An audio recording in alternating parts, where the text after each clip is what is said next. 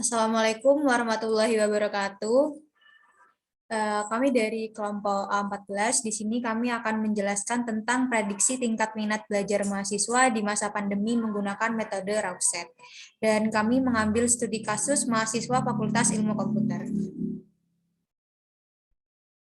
Sebelum itu, perkenalkan kami dari kelompok 14, saya Deska Dwi Zahratun Nisa, NIM 1924 1010 2018, bersama rekan saya Yusnia Dewi Rahmawati, NIM 1924 1010 2060. Serta yang terakhir ada Divani Wahyu Kurnianti, NIM 2024 1010 2091.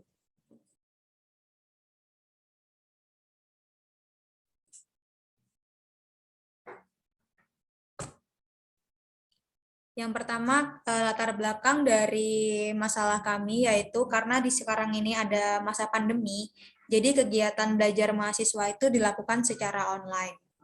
Kemudian, bagaimana cara kita mengetahui media belajar, suasana belajar, cara memahami pembelajaran menjadi berbeda jika dibandingkan pembelajaran yang dilakukan sebelum pandemi atau offline. Nah, dengan itu kita menggunakan studi kasus kami untuk mengetahui bagaimana tingkat minat belajar mahasiswa. Dan dalam penelitian kami itu kami menggunakan variabel media belajar, suasana belajar, cara belajar, dan minat belajar. Serta metode yang kami gunakan yaitu metode Rauset. Jadi pada data mining itu menggambarkan sebuah pengumpulan teknik-teknik dengan tujuan untuk menemukan pola-pola yang tidak diketahui pada data yang telah dikumpulkan. Mengapa harus metode Rauset? Karena metode Rauset sendiri itu merupakan sebuah teknik matematik yang dikembangkan oleh Pollack pada tahun 1980.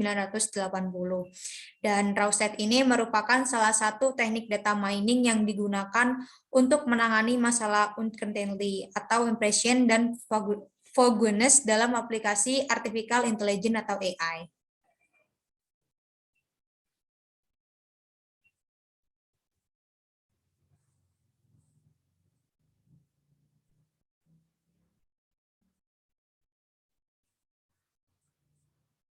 Rumusan masalah dari kelompok kami itu yang pertama, apakah terdapat perubahan minat belajar pada saat pembelajaran daring atau online? Dan yang kedua yaitu bagaimana bentuk media belajar yang dipakai pada saat pembelajaran daring atau online? Dan yang ketiga, adakah perubahan suasana saat melakukan pembelajaran daring? Yang keempat, apakah terdapat perbedaan cara belajar pada saat pembelajaran daring atau online? Dan tujuan dari permasalahan kami adalah yang pertama, satu, memprediksi perubahan minat belajar pada saat pembelajaran daring atau online. Yang kedua, mendeskripsikan bentuk media yang digunakan pada saat pembelajaran daring atau online. Yang ketiga, memaparkan efektivitas media belajar agar tidak merubah suasana minat belajar. Dan yang keempat, memaparkan kemenarikan media belajar agar dapat meningkatkan minat belajar. Pada batasan masalah kami, penelitian ini berfokus pada tingkat minat belajar mahasiswa di masa pandemi, di mana hasil penelitian akhir kami menentukan minat atau tidak minatnya belajar pada era pandemi. Dan penelitian kami ini juga mengeksplorasi kasus menggunakan metode data mining Rauset, karena dalam pengerjaannya dapat menggali informasi tentang studi kasus yang kami ajukan.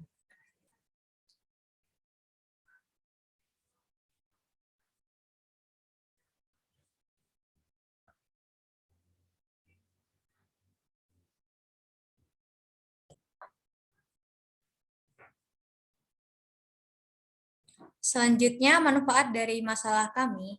Dalam studi kasus kelompok kami ini kan menggunakan metode Rauset.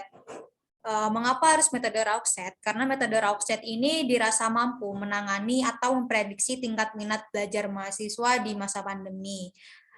Apa saja manfaat dari penelitian kami? Yang pertama itu untuk menggali informasi dari Rauset pada kasus prediksi tingkat minat belajar mahasiswa Fakultas Ilmu Komputer terhadap mata kuliah. Hal itu karena dapat menghasilkan pemahaman yang baru, yaitu hasil pembelajaran berdasarkan minat pada kuliah di era pandemi. Dan atribut yang digunakan yaitu media belajar, suasana belajar, dan minat belajar.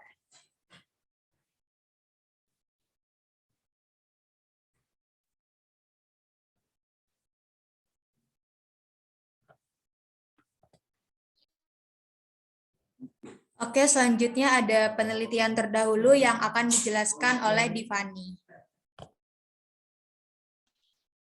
Penelitian terdahulu. Penelitian yang dilakukan oleh Raharjo dan Windarto di tahun 2021 berjudul Penerapan Machine Learning dengan metode data mining Rosetta yang mengolah data sampel dengan membandingkan cara manual dengan tools Rosetta. Hasil yang didapatkan dari penelitian ini adalah sama antara digunakan cara manual yang menggunakan tools Rosetta, yaitu atribut komunikasi dan media pembelajaran menjadi atribut yang dominan dalam tingkat pemahaman mahasiswa. Hasil yang didapatkan dari penelitian ini adalah efektivitas pembelajaran online tidak dipengaruhi oleh aplikasi yang digunakan, namun dipengaruhi oleh jenis mata kuliahnya.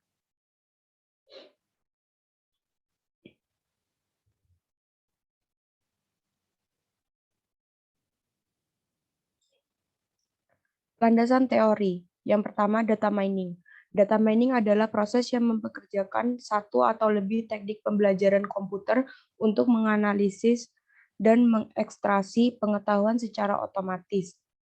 Knowledge discovery in database adalah penerapan metode saintifik pada data mining. Menurut data mining adalah proses untuk menemukan suatu yang bermakna melalui suatu kolerasi baru, pola, dan juga tren yang terdapat dengan cara memilah-milah data yang berukuran besar, yang dimana nantinya data tersebut akan disimpan dalam repositori yang telah dibuat dengan menggunakan beberapa metode. Pertama, klasifikasi data mining. A. Prediction. Proses untuk menemukan pola tertentu dari suatu data. Pola yang dimaksud dapat diketahui dari variabel-variabel yang ada pada data yang akan diteliti dan pola tersebut digunakan untuk prediksi variabel lain yang belum diketahui nilai apapun jenisnya. B. Description. Proses untuk mengetahui data yang mana nantinya dilakukan pengamatan dan diharapkan dapat mengetahui perilaku dari data tersebut dan digunakan mengetahui dari hasil karakteristik data yang dimaksud.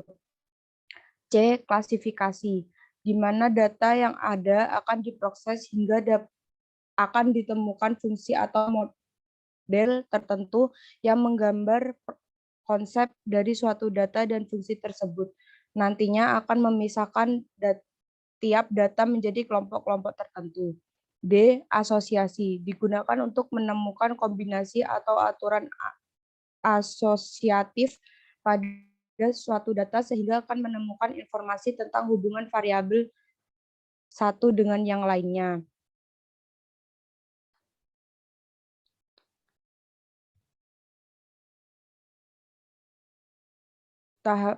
Tahapan data mining. Satu, deskripsi. Deskripsi merupakan proses untuk melakukan identifikasi suatu pola yang akan muncul secara berulang pada suatu data dan mengubah pola tersebut menjadi aturan sehingga kriterianya mudah dimengerti oleh para ahli pada domain dari suatu aplikasinya.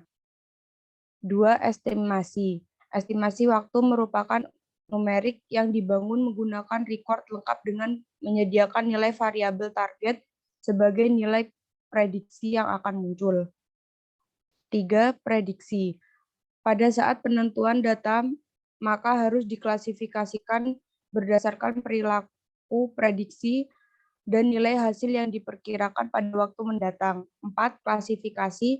Proses pembedaan berdasarkan hasil pengklasifikasian kelas data yang belum diketahui. 5. Pengklusteran merupakan kelompokan data yang tidak berdasarkan kelas data tertentu ke dalam kelas objek yang sama dan belum diketahui. 6. Asosiasi. Asosiasi dalam data mining adalah untuk menemukan atribut yang muncul dalam suatu waktu.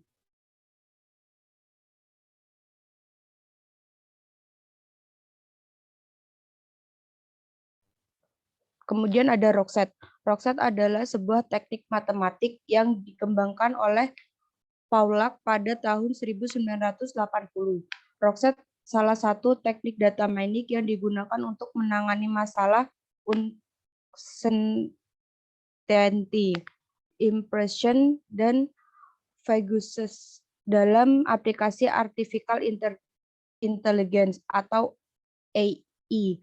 Rockset merupakan teknik yang efisien untuk knowledge discovery in database atau KDD. Dalam tahap proses data mining, dari Indriani 2018, tujuan analisis Rockset adalah untuk mendapatkan perkiraan rule yang singkat dari suatu tabel atau sekumpulan data oleh Astuti dan Kom tahun 2015. Tahapan Rockset yang pertama, dedication system merupakan informasi sistem yang telah memiliki keputusan atau hasil berdasarkan hasil asumsi yang telah memenuhi syarat dan ketentuan berdasarkan atributnya. Kedua, menentukan equivalence class yang merupakan pengelompokan objek-objek yang sama untuk atribut dari decision system. 3. Melakukan proses discernibility matrix. 4. Melakukan proses discernibility matrix modul D. 5. Melakukan proses reduction yang merupakan penyeleksian atribut minimal dari sekumpulan atribut yang menggunakan frame implicant fungsi Boolean. 6. Melakukan proses regeneration rules. Kemudian ada jenis penelitian yang akan dijelaskan kembali oleh Kak Deska.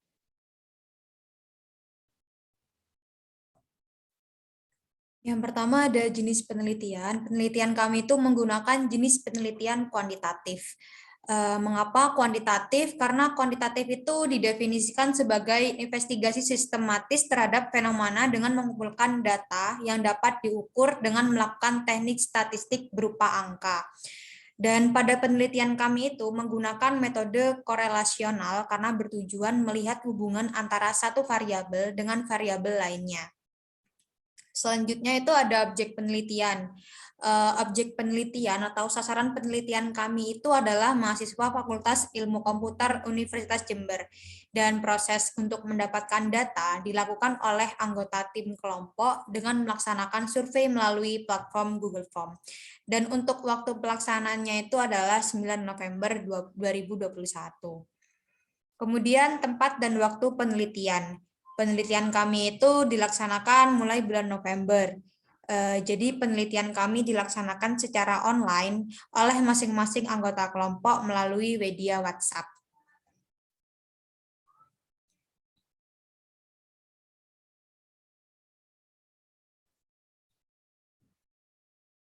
Selanjutnya untuk metode pengumpulan data sendiri itu berisi tentang uraian tentang metode pengumpulan data melalui metode platform Google Form yang berisi pertanyaan dan observasi sesuai target yang ingin dicapai. Dan kami melakukan tahapan penelitian. Yang pertama itu kita menentukan judul, selanjutnya melakukan pengumpulan data, analisis data, implementasi data mining, analisis hasil, penyusunan laporan, revisi laporan, dan terakhir itu adalah presentasi kepada dosen penguji.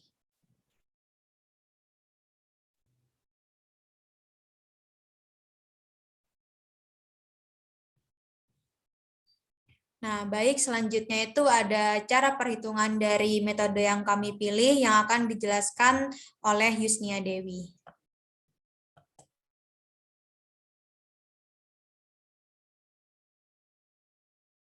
Kan langsung di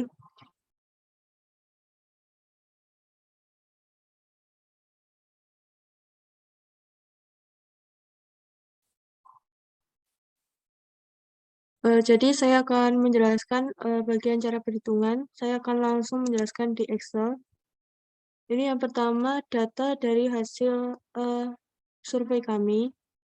Ini ada nama fakultas, terus ini ada atribut media belajar, suasana belajar, dan cara belajar, yaitu merupakan atribut kriteria. Lalu ada atribut minat belajar, ini merupakan atribut keputusan. Di sini terdapat 50 data yang kami dapatkan. Lalu dari data tadi kita menentukan equivalent class. Equivalent class itu yaitu diambil dari data yang memiliki atribut yang berbeda-beda, dan kami mendapatkan ada 12 data, jadi ada 12 equivalent class. Lalu kita selanjutnya ke proses discernibility matrix, yaitu membandingkan atribut kriteria, yaitu A ini yaitu video, media belajar, lalu B suasana belajar, dan C cara belajar. Kita bandingkan apabila data sama, misal E1 dan E1 itu datanya sama, maka dihilangkan, dan pada kolom kita beri warna hitam. Lalu E2 dan E1 ini pembedanya hanya di atribut B, yaitu mendukung dan tidak mendukung. Jadi ditulis B saja, yaitu atribut yang berbeda. Jadi semuanya dibandingkan dan ditulis atribut yang berbeda saja. Lalu langsung ke discernibility matrix modul D, yaitu membandingkan atribut keputusan dari equivalent class. Misalkan E2 dan E1, ini di sini atribut keputusannya sama-sama tinggi, jadi kita abu-abukan. Jadi yang sama itu dihilangkan atau saya beri warna kolom abu-abu. Lalu yang tidak sama kita tulis di sini.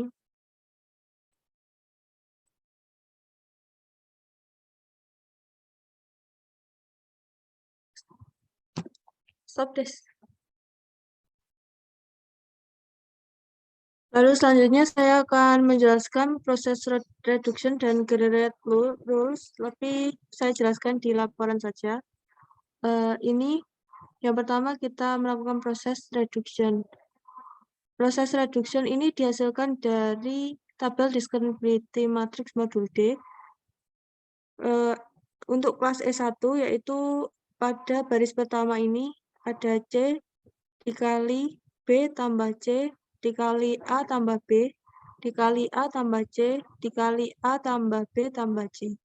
Nah, hasil reduknya yaitu CA, CB. Nah, ini kita kalikan kita melakukan proses reduction semua dari E1 sampai E12, lalu hasilnya kita tulis di sini. Berdasarkan tabel hasil di atas, hasil reduknya itu ada 6, yaitu cara belajar, media belajar, cara belajar, suasana belajar, media belajar, suasana belajar, media belajar, cara belajar, suasana belajar, dan cara belajar. Lalu yang terakhir media belajar, suasana belajar, dan cara belajar. Lalu kita melakukan proses generate rule dari hasil reduction yang telah kita hasilkan tadi, yaitu ada 6 proses reduction. Nah, kita bandingkan yang pertama yaitu cara belajar dan media belajar. Karena cara belajar ada 2 atribut, yaitu serius dan santai. Media belajar ada video dan e-book. Jadi generate rule ada 4 perbandingan, yaitu berbeda-beda. Nah, minat belajar ini merupakan atribut keputusan yang dihasilkan dari equivalent class tadi. Kita lakukan generate rule, itu ada 6 dari semuanya dan diambil yang berbeda-beda. Dari hasil generate rule tadi dihasilkan 28 keputusan. Lalu berdasarkan generate rule, data yang paling dominan yaitu cara belajar. Kita lihat dari yang pertama itu cara belajar serius, itu selalu, maka minat belajarnya selalu tinggi. Jadi kita menyimpulkan jika cara belajar merupakan cara yang paling dominan untuk mempengaruhi minat belajar. Demikian penjelasan dari kami. Kurang lebihnya mohon maaf. Wassalamualaikum warahmatullahi wabarakatuh.